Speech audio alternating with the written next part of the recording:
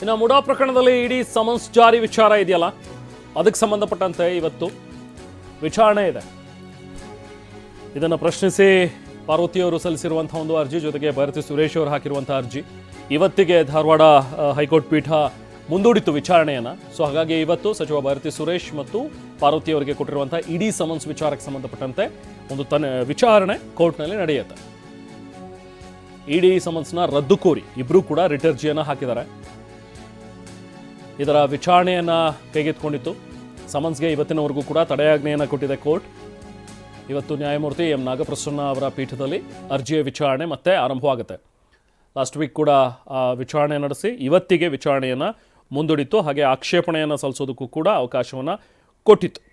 ಹೆಚ್ಚಿನ ಮಾಹಿತಿ ನಾವು ಪ್ರತಿನಿಧಿ ರಮೇಶ್ ನೀಡ್ತಾರೆ. ರಮೇಶ್, ಎಷ್ಟೊತ್ತಿಗಿದೆ ಈ ವಿಚಾರಣೆ? ಸೊ ಇವತ್ತು ಏನೆಲ್ಲ ಇದೆ? ಇವತ್ತು ಬಹುಶಃ ಆಕ್ಷೇಪಣೆಗೆ ಅವಕಾಶ ಕೊಟ್ಟಿರೋದು. ಸೊ ಇವರು ಈಗ ಆಕ್ಷೇಪಣೆಯನ್ನು ಸಲ್ಲಿಸಬೇಕಾಗತ್ತೆ ಅಂತ ಅನ್ಸುತ್ತೆ. ಏನೆಲ್ಲ ಇದೆ ಇವತ್ತು ಬೆಳವಣಿಗೆಗಳು ರಮೇಶ್? ಇವತ್ತು 12 ಗಂಟೆ ಬಳಿಕ ಈ ಕೇಸ್ನ ವಿಚಾರಣೆ ನಡೆಯುತ್ತೆ. ಇವತ್ತು ಸ್ವಲ್ಪ ಚೇಂಜ್ ಸರ್ಕಮ್ಸ್ಟೆನ್ಸಸ್ ಇದೆ, ಸಂದರ್ಭಗಳಲ್ಲೂ ಬದಲಾವಣೆ ಆಗಿದೆ. ಈಗಾಗಲೇ ಬಿ ರಿಪೋರ್ಟ್ ಅನ್ನ ಲೋಕಾಯುಕ್ತ ಪೊಲೀಸರು ಕೋರ್ಟ್ಗೆ ಸಲ್ಲಿಸ್ತಾ ಇದ್ದಾರೆ.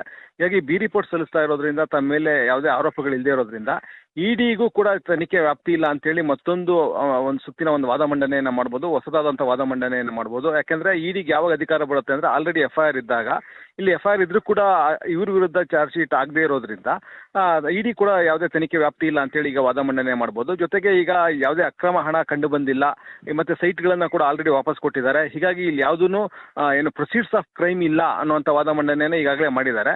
ಇವತ್ತು ಇಡಿ ಪರ ವಕೀಲರು ಇವತ್ತು ಆಕ್ಷೇಪಣೆಯನ್ನು ಸಲ್ಲಿಸ್ತಾರೆ. ಹೀಗಾಗಿ ಇವತ್ತು ಕೋರ್ಟ್ ವಿಚಾರಣೆ ಇವತ್ತೇ ನಡೆಸುತ್ತಾ ಅಥವಾ ವಿಚಾರಣೆ ಏನಾದರೂ ಮುಂದೂಡುತ್ತಾ ಅನ್ನೋದನ್ನ ನೋಡಬೇಕಾಗತ್ತೆ. ಒಂದು ವೇಳೆ ಇವತ್ತೇನಾದರೂ ವಿಚಾರಣೆ ನಡೆದ್ರೆ ಕೋರ್ಟ್ ಆದೇಶವನ್ನು ಕಾಯ್ದಿರಿಸುವಂತ ಸಾಧ್ಯತೆ ಇದೆ ವಿಚಾರಣೆ ಪೂರ್ಣ ಆದ್ರೆ. ಜೊತೆಗೆ ಮಧ್ಯಂತರ ಆದೇಶ ಅಂದ್ರೆ ಇದುವರೆಗೂ ಸಮನ್ಸ್ಗೆ ಹೈಕೋರ್ಟ್ ತಡೆಯಾಜ್ಞೆ ಕೊಟ್ಟಿದೆ. ಭಾರತಿ ಸುರೇಶ್ ಮತ್ತು ಪಾರ್ವತಿ ಇಬ್ಬರ ಕೇಸ್ನ ಒಂದು ಸಮನ್ಸ್ಗೆ ತಡೆಯಾಜ್ಞೆಯನ್ನು ಕೊಟ್ಟಿದೆ. ಹೀಗಾಗಿ ಕೋರ್ಟ್ ಇವತ್ತೇನು ಆದೇಶ ಮಾಡುತ್ತೆ ಅನ್ನೋದು ನೋಡಬೇಕಾಗತ್ತೆ. ಆದರೆ ಸಿದ್ದರಾಮಯ್ಯ ವಿರುದ್ಧ ಬಿ ರಿಪೋರ್ಟ್ ಆಗಿರುವಂಥದ್ದು ಈಗ ಪಾರ್ವತಿ ಅವರಿಗೆ ಮತ್ತೆ ಭಾರತಿ ಸುರೇಶ್ ಅವರಿಗೆ ಇಬ್ಬರಿಗೂ ಕೂಡ ಒಂದು ರೀತಿ ಅನುಕೂಲ ಆಗುತ್ತೆ. Thank you Ramesh.